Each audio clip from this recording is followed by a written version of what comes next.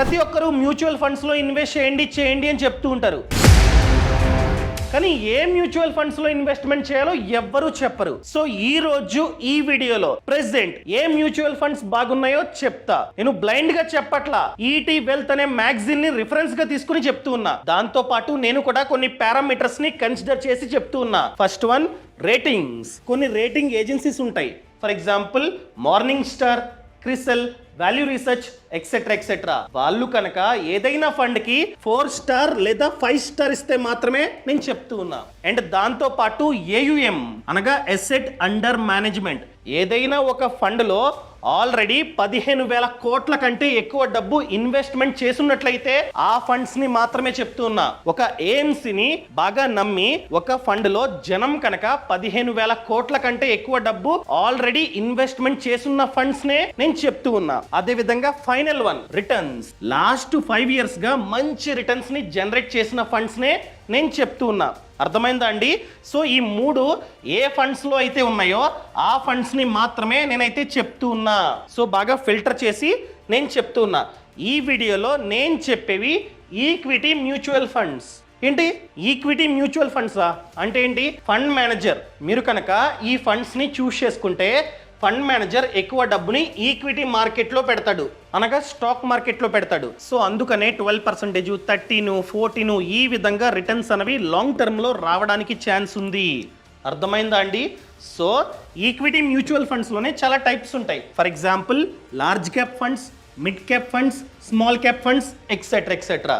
So ఈ వీడియోలో top 2 large cap funds ఏమున్నాయి, టాప్ 2 మిడ్ క్యాప్ ఫండ్స్ ఏమున్నాయి, టాప్ 2 స్మాల్ క్యాప్ ఫండ్స్ ఏమున్నాయో చెప్తా. ఏంటి లార్జ్ క్యాపా, మిడ్ క్యాపా, స్మాల్ క్యాపా అంటే ఏంటి?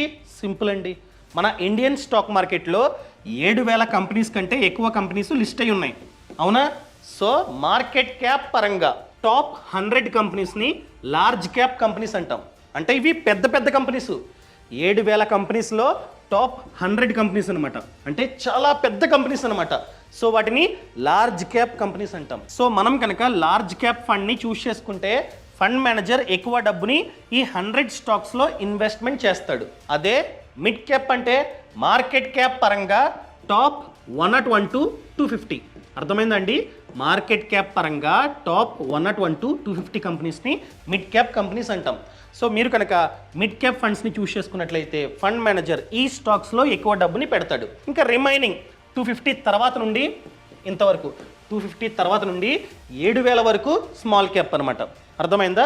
సో ఎక్కువగా రిటర్న్స్ కావాలంటే స్మాల్ క్యాపే. గ్రోత్ అన్నది ఎక్కువ ఉంటుంది, అదేవిధంగా రిస్క్ కూడా ఎక్కువ. సో లార్జ్ క్యాప్ అయితే గ్రోత్ అన్నది కాస్త తక్కువ ఉంటుంది, రిస్క్ కూడా తక్కువ. క్లియర్? ఇంకా డైరెక్ట్గా టాపిక్లోకి వెళ్ళిపోదాం. ముందుగా లార్జ్ క్యాప్ ఫండ్స్ ఏమున్నాయో 1 by 1 మనమైతే చూద్దాం. ఇదనమాట Nippon India large cap fund direct plan growth అనమాట. సో దీనికి క్రిసెల్ వాళ్ళు 5 స్టార్ రేటింగ్ ఇచ్చారు. అదేవిధంగా వాల్యూ రీసెర్చ్ వాళ్ళు కూడా 5 స్టార్ రేటింగ్ ఈ ఫండ్కి అయితే ఇచ్చారు. And AUM asset under management చూసుకున్నట్లయితే 32,884 కోట్లు. ఎంతని చెప్తా? మినిమం పారామీటర్ 15,000 కోట్లు. కానీ ఇక్కడ 32,884 కోట్లు ఆల్రెడీ ఈ ఫండ్లో ఇన్వెస్ట్మెంట్ అయ్యింది. అంటే మనలాంటి వాళ్ళు ఆల్రెడీ ఇంత డబ్బుని ఈ ఫండ్లో ఇన్వెస్ట్మెంట్ చేశారు. ఇంకా థర్డ్ పారామీటర్ ఏంటి? రిటర్న్స్. సో రిటర్న్స్ ఏ విధంగా వచ్చాయో మనమైతే చూద్దాం. రిటర్న్స్ ఉందా? క్లిక్ చేయండి. లాస్ట్ 1 yearగా చూసుకున్నట్లయితే 36% return. Last 2 yearsగా 30, last 3 yearsగా 21, last 5 yearsగా 23 and last 10 yearsగా చూసుకున్నట్లయితే 16.72. ఇది లంసమ్. అర్థమైందండి? ఎస్ఐపి కాదు. ఎస్ఐపి రిటర్న్స్ చూసుకున్నట్లయితే last 1 yearగా 31, last 2 yearsగా 32, last 3 yearsగా 28, last 5 yearsగా 27, last 10 yearsగా 19. ఇంత పర్సంటేజ్ రిటర్న్ జనరేట్ అయింది. సో ఈ విధంగా జనరేట్ అవ్వడానికి ప్రధానమైన కారణం పోర్ట్ఫోలియో. సో పోర్ట్ఫోలియో ఏ విధంగా ఉందో చూద్దాం. అంటే ఏంటి? ఫండ్ మేనేజర్ మన డబ్బుని ఈ స్టాక్స్లో ఇన్వెస్ట్మెంట్ చేస్తున్నాడు. ఆల్రెడీ చెప్పా, ఇది లార్జ్ క్యాప్. అంటే లార్జ్ క్యాప్ స్టాక్స్లో మాత్రమే ఇన్వెస్ట్మెంట్ చేస్తూ ఉంటాడు ఫండ్ మేనేజర్. టోటల్గా 65 స్టాక్స్లో ఇన్వెస్ట్మెంట్ చేశాడు. ఆ స్టాక్స్ ఏంటి? ఇవన్నమాట. హెచ్డిఎఫ్సి బ్యాంకు, రిలయన్స్ ఇండస్ట్రీస్, ఐసిఐసిఐ, అదేవిధంగా ఐటీసీ, ఇన్ఫోసిస్, ఇవన్నీ లార్జ్ క్యాప్ స్టాక్స్ అనమాట. వీటిల్లో ఫండ్ మేనేజర్ ఇన్వెస్ట్మెంట్ చేస్తున్నాడు. క్లియర్? ఇది ఫస్ట్ ఫండ్. ఇంకా సెకండ్ వన్ లార్జ్ క్యాప్లో సెకండ్ వన్ చూసుకున్నట్లయితే ICICI Pru blue chip fund direct plan growth అనమాట. సో దీనికి క్రిసెల్ వాళ్ళు 4 స్టార్ రేటింగ్ ఇచ్చారు, కానీ వాల్యూ రీసెర్చ్ వాళ్ళు 5 స్టార్ రేటింగ్ ఇచ్చారు. అసలు ఈ రేటింగ్స్ ఎలా ఇస్తారు? A to Z ఆ కంపెనీస్ అయితే చూస్తాయి. ఏం చూస్తాయి? ఫండ్ మేనేజర్ ఎవరు, అసెట్ మేనేజ్మెంట్ కంపెనీ ఏంటి, మంచిదా కాదా, A to Z చూస్తారనమాట. అన్నీ చూసిన తర్వాత మాత్రమే వాళ్ళు రేటింగ్స్ అనేవి ఇస్తారు. అండ్ అదేవిధంగా AUM అసెట్ అండర్ మేనేజ్మెంట్ చూసుకున్నట్లయితే 64,222 కోట్లు. మినిమం పారామీటర్ 15,000 కోట్లు అని చెప్పా, కానీ ఇంత డబ్బుని మనమైతే ఇన్వెస్ట్మెంట్ చేస్తాం, అనగా మన ఇన్వెస్టర్స్ ఇన్వెస్ట్మెంట్ చేశారు ఈ ఫండ్లో. అదేవిధంగా రిటర్న్స్ మనమైతే క్లియర్గా చూడొచ్చు, ఇక్కడ బాగుంటాయి, మంచిగా ఉంటే మాత్రమే నేను చెప్తున్నా రిటర్న్స్. సో ఫ్యూచర్లో కూడా రావడానికి ఛాన్స్ ఉంది. ఇవి పాస్ట్ రిటర్న్స్, ఫ్యూచర్లో కూడా ఇలాగే వస్తాయని చెప్పి ఎవ్వరూ చెప్పలేరు, డిపెండ్స్ అపాన్ మార్కెట్. అండ్ అదేవిధంగా ఈ ఫండ్స్లో నేను ఇన్వెస్ట్మెంట్ చేయమని చెప్పట్లే, ఇది అడ్వైస్ కాదు, నేను జరిగింది చెప్తున్నా. అంటే పాస్ట్లో ఇంత రిటర్న్స్ వచ్చాయి, ఫ్యూచర్లో వస్తాయి, ఖచ్చితంగా ఈ ఫండ్స్లో మాత్రమే ఇన్వెస్ట్మెంట్ చేయండి అని చెప్పి నేనైతే చెప్పట్లా. అర్థమైందండి? ఇది ఫినాన్షియల్ అడ్వైస్ కాదు, జస్ట్ జరిగింది చెప్తున్నా. లాస్ట్ 1 ఇయర్గా చూసుకున్నట్లయితే ఈ ఫండ్ 38%, లాస్ట్ 2 ఇయర్స్గా 28, లాస్ట్ 3 ఇయర్స్గా 19, లాస్ట్ 5 ఇయర్స్గా 22, లాస్ట్ 10 ఇయర్స్గా 16. అండ్ ఈ ఫండ్ స్టార్ట్ అయినప్పటి నుంచి ఇప్పటి వరకు చూసుకున్నట్లయితే 17.11% రిటర్న్ని జనరేట్ చేసింది. సో ఫ్యూచర్లో చేయొచ్చు, చేయకపోవచ్చు. ఇవి 2 లార్జ్ క్యాప్.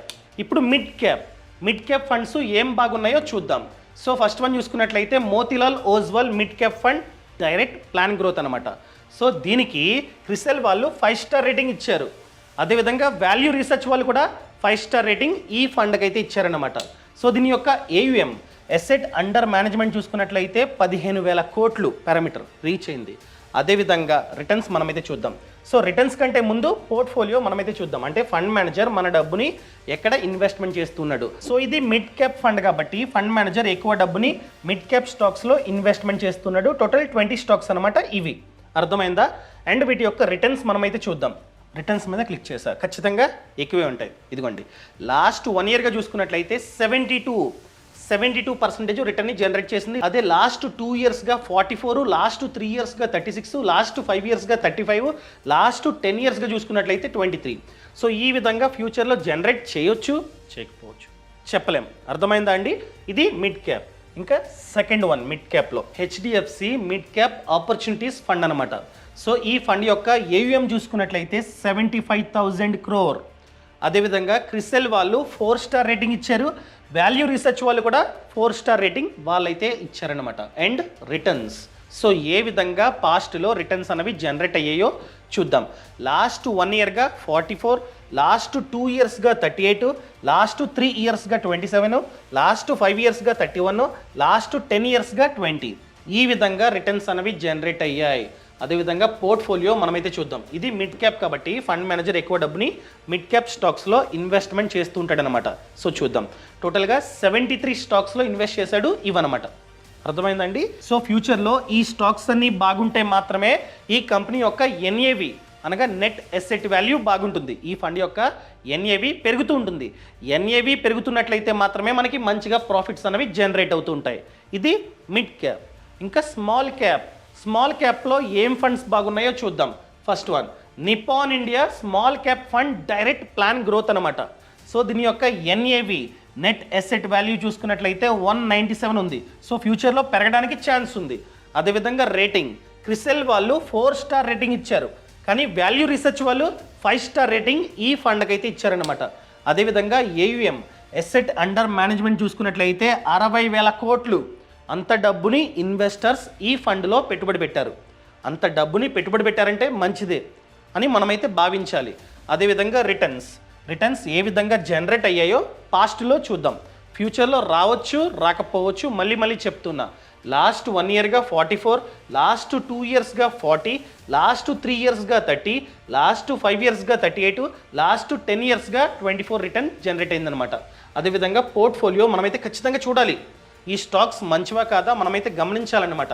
ఇవన్నీ స్మాల్ క్యాప్ స్టాక్స్ అనమాట, ఎక్కువ స్మాల్ క్యాప్ స్టాక్స్ గమనించండి. ఇంకా last one quant small cap fund direct plan growth అనమాట. సో ఎన్ఏవి చూసుకున్నట్లయితే 295, ప్రెసెంట్ ఎన్ఏవి 295. క్రిసెల్ వాళ్ళు 3 స్టార్ రేటింగ్ ఇచ్చారు, వాల్యూ రీసెర్చ్ వాళ్ళు 5 స్టార్ రేటింగ్ ఇచ్చారు. అండ్ ఫండ్ సైజ్ చూసుకున్నట్లయితే 25,000 crore. అర్థమైందా అండి? అదేవిధంగా రిటర్న్స్ మనమైతే చూద్దాం, ఏ విధంగా రిటర్న్స్ అనేవి జనరేట్ అయ్యాయో ఈ ఫండ్కి పాస్ట్లో మనమైతే చూద్దాం. So last 1 yearగా 50, almost 50% return. Last 2 yearsగా 43, last 3 yearsగా 29, 5 yearsగా 50 and last 10 yearsగా 22. ఈ విధంగా రిటర్న్స్ అనేవి జనరేట్ అయ్యాయి. అదేవిధంగా పోర్ట్ఫోలియో మనమైతే చూద్దాం. ఇదిగోండి, ఎక్కడ ఫండ్ మేనేజర్ మన డబ్బుని ఇన్వెస్ట్మెంట్ చేస్తున్నాడో మనమైతే క్లియర్గా ఇక్కడ చూడొచ్చు అనమాట. ఇదిగోండి, స్మాల్ క్యాప్లో ఎక్కువ డబ్బుని పెట్టుబడి పెట్టాడు ఫండ్ మేనేజర్. సో వీటిల్లో చాలా స్మాల్ క్యాప్ స్టాక్స్ అనమాట. అర్థమైందా అండి? సో వీటిల్లో మీరు కావాలంటే అంతా చెక్ చేసుకొని A to Z చెక్ చేసుకొని ఇన్వెస్ట్మెంట్ చేయండి, అంతేగాని బ్లైండ్గా మీరైతే చేయకండి. నాకు కావాల్సింది మీరు మీ డబ్బుని ఇన్వెస్ట్మెంట్ చేయడం. ఏ ఫండ్లో చేస్తున్నారో నాకు అనవసరం.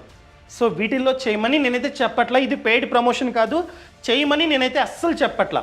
సో చూసుకోండి. సో ఎంత వీలైతే అంత త్వరగా మ్యూచువల్ ఫండ్స్లో మీ డబ్బుని ఇన్వెస్ట్మెంట్ చేయడం స్టార్ట్ చేయండి. సరే చేశారు అనుకుందాం, చేసిన తర్వాత కుటుంబ పెద్దకి ఏదైనా జరిగితే, అతను చనిపోతే ఆ ఫ్యామిలీ పరిస్థితి ఏంటి? అప్పులు చేసి ఉంటాడు, హోమ్ లోన్, కార్ లోన్, అది ఇది అని చెప్పి ఒక 80 లక్షల వరకు అప్పు చేసి ఉంటాడు. అప్పు ఎవరు కడతారు? హోమ్ లోన్ తీసుకున్నాడు, ఈఎంఐస్ కట్టడం మానేస్తారు ఫ్యామిలీ వాళ్ళు డబ్బులు లేక. అప్పుడు బ్యాంక్ వచ్చి ఇంటిని స్వాధీనం చేసుకుంటుంది. అందుకనే ప్రతి ఒక్కరూ ఒక టర్మ్ ఇన్సూరెన్స్ ప్లాన్ని తీసుకోవాలి. ఫర్ ఎగ్జాంపుల్, ఆ కుటుంబ పెద్ద 2 కోట్ల టర్మ్ ప్లాన్ని తీసుకున్నాడు అనుకుందాం. తీసుకున్న తర్వాత చనిపోతే బీమా సంస్థ ఆ కుటుంబానికి 2 కోట్లు ఇస్తుంది. సో ఈ 2 కోట్ల రూపాయల్లో వాళ్ళు ముందుగా అప్పులు తీరుస్తారు 80 లక్షలు పెట్టి, మిగతా 1.2 CRని వాళ్ళైతే ఉంచుకుంటారు. సో ఆర్థికంగా ఆ కుటుంబం ఇబ్బంది పడదు. సో ఎంత వీలైతే అంత త్వరగా తీసుకోండి. ఎలా తీసుకోవాలి? అసలు ఏ కంపెనీ బాగుంది? ప్రజెంట్ చాలా కంపెనీస్ బాగున్నాయి. వాటిల్లో వన్ ఆఫ్ ది బెస్ట్ వచ్చేసి మ్యాక్స్ లైఫ్. కింద లింక్ ఇచ్చా, కింద డిస్క్రిప్షన్లో లింక్ ఇచ్చా, అదేవిధంగా పక్కన కామెంట్స్లో కూడా లింక్ ఇచ్చా. ఆ లింక్ని క్లిక్ చేస్తే ఈ వెబ్సైట్ అన్నది ఓపెన్ అవుతుంది. సో ₹1,00,00,000 ప్లాన్ చూసుకున్నట్లయితే ₹592 మంత్కి. అదేవిధంగా 2 CR ప్లాన్స్ కూడా ఉంటాయి అన్నమాట. మీ ఇష్టం, 2 CR కావాలంటే 2 CR, 1 CR కావాలంటే 1 CR ప్లాన్ని మీరైతే తీసుకోవచ్చు. సో ఇక్కడ మీ డీటెయిల్స్ అన్నీ ఫిల్ చేసి మీరు డైరెక్ట్గా పాలసీని ఇక్కడ నుంచే తీసుకోవచ్చు అనమాట. ఎక్కడికి వెళ్ళాల్సిన అవసరం కూడా లేదు. ఇక్కడ మెయిన్ బెనిఫిట్ ఏంటంటే క్లెయిమ్ సెటిల్మెంట్ రేషియో. సో ఈ కంపెనీ యొక్క క్లెయిమ్ సెటిల్మెంట్ రేషియో చూసుకున్నట్లయితే 99.65%, విచ్ ఈస్ వెరీ హై. ఎప్పుడైనా సరే 98, 99 ఆ విధంగా ఉండాలి. సో ప్రతి ఇయర్ ఈ కంపెనీ యొక్క క్లెయిమ్ సెటిల్మెంట్ రేషియో పెరుగుతూ ఉంది, చూస్తున్నారా? పెరుగుతుంది. అండ్ దాంతోపాటు సాల్వెన్సీ రేషియో, ఈ కంపెనీ యొక్క సాల్వెన్సీ రేషియో చూసుకున్నట్లయితే 190%. సో చాలా అంటే చాలా బాగుంది. సెటిల్మెంట్ కూడా 1 డేలో చేయడానికి ట్రై చేస్తారన్నమాట. వీళ్ళు సెటిల్మెంట్ని 1 డేలో చేయడానికి ట్రై చేస్తుంటారు. అండ్ రెన్యువల్, ప్రతి సంవత్సరం మనమైతే పాలసీని రెన్యువల్ చేసుకుంటూ ఉండాలి. ఆ రేట్ చూసుకున్నా కూడా 90% కంటే ఎక్కువ ఉంది. అండ్ పొరపాటున ఈ పాలసీ మీకు నచ్చలేదనుకోండి, రిఫండ్ కూడా ఇస్తారు 30 డేస్లో. ఖాతా ఓపెన్ చేసిన 30 డేస్లో డబ్బు అన్నది వెనక్కి అయితే ఇస్తారనమాట. అదేవిధంగా 1 కోటి కంటే ఎక్కువ మంది ఈ పాలసీని ఆల్రెడీ తీసుకున్నారు. సో ఒకవేళ మీరు కనుక తీసుకుందాం అనుకున్నట్లయితే కింద డిస్క్రిప్షన్లో లింక్ ఇచ్చా, అదేవిధంగా పక్కన కామెంట్స్లో కూడా లింక్ ఇచ్చా, మీరైతే క్లిక్ చేసి తీసుకోవచ్చు. అండ్ ఈ పాలసీ తీసుకోవడం వలన ట్యాక్స్ బెనిఫిట్, సో మనం సంవత్సరానికి 50,000 కంటే ఎక్కువ డబ్బుని ట్యాక్స్ బెనిఫిట్గా మనమైతే పొందవచ్చు అనమాట.